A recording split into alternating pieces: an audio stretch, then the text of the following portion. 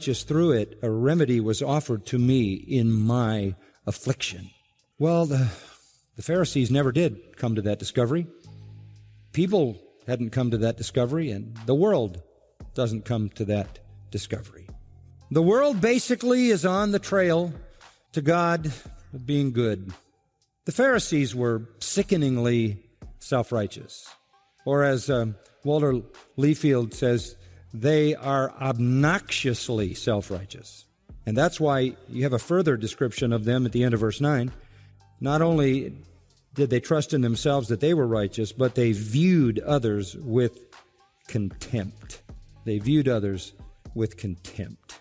Contempt is the worst scorn that you can heap on somebody. Luke 23:11, the only two times this word is used in the Gospels, once here in 18 and once again in 23:11.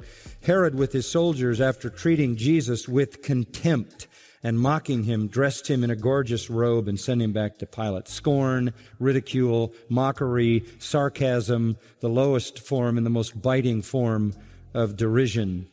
The Pharisees were that way. They looked at anybody below them outside their group with contempt. The word, I think, is interesting enough to kind of break down, exoutheneo. It comes from two words, as do many Greek terms, many of the verbs combining a preposition at the beginning. Ek, out of, uden, not even. Out of not even anything. The nobodies, the nothings, the non-existents. They viewed them as if they didn't exist. By the way, that same word is used by Peter in Acts 4 when he preached a sermon, and he said this about Jesus: He is the stone which the builders rejected. That's the same verb. Jesus was treated as if he was nothing, absolutely nothing. By the way, the word is also used in 1 Corinthians 1, where the Lord has chosen the base things and the despised, the nothings and the nobodies God has chosen. So there is, in this self-righteousness, in this pride, a contempt for anybody beneath you. The Jews, the law keepers, were called the Habarim, and the lawbreakers were called the Amharitz, the lowlifes. And in the eyes of the Pharisee, he couldn't get near to anybody who was an Amharitz. That was an absolutely unthinkable thing for him to do. Kenneth Bailey writes, in the eyes of a strict Pharisee, the most obvious candidate for the classification of Amharitz would be a tax collector.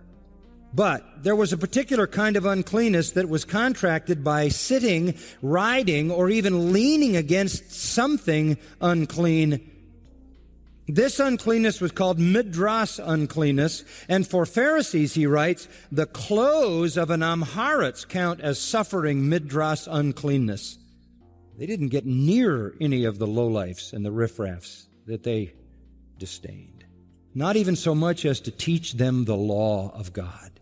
And so here we have these two men, and they are at extreme poles, and they're going to be the ones that convey the message Jesus wants to convey to the people who think they can be good enough to get to heaven on their own. The audience is really universal, a comprehensive audience. Second point, the contrasting analogy. The contrasting analogy. Verse 10. 2 men went up into the temple to pray. One a Pharisee, and the other a tax gatherer.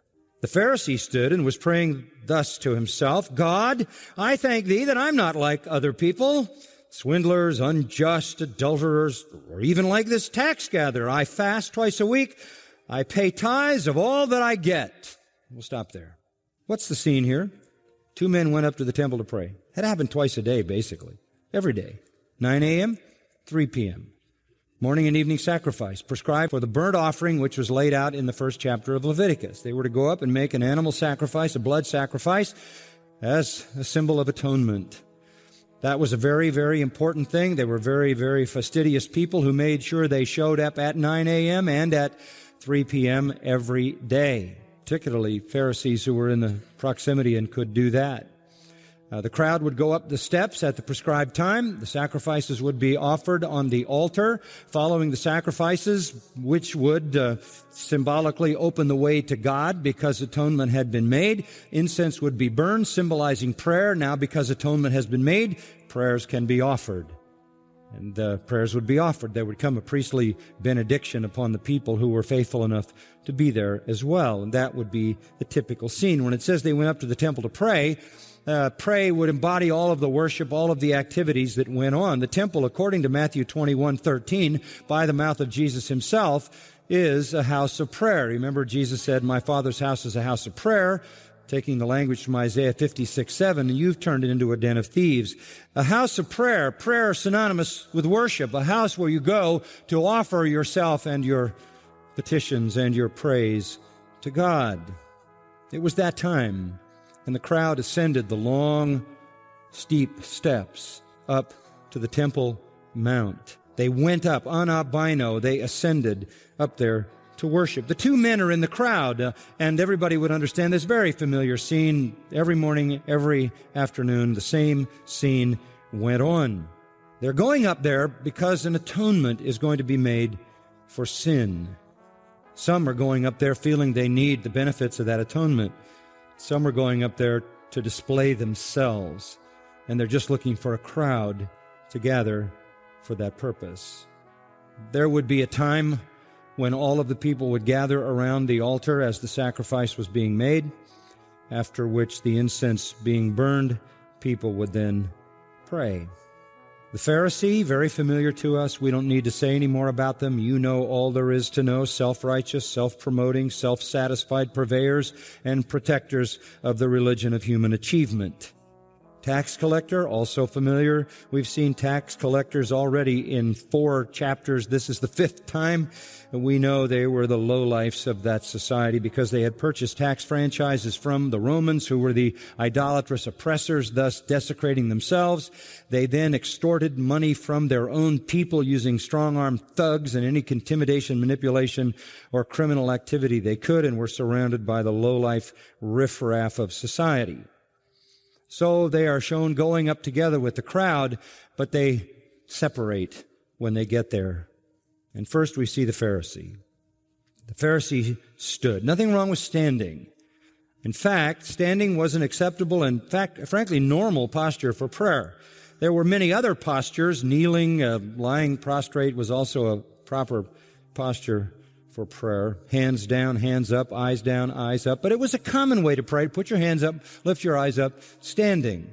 We see that many times in Scripture. We see it with Solomon in 1 Kings 8, standing to pray. Nehemiah 9, the leaders of Israel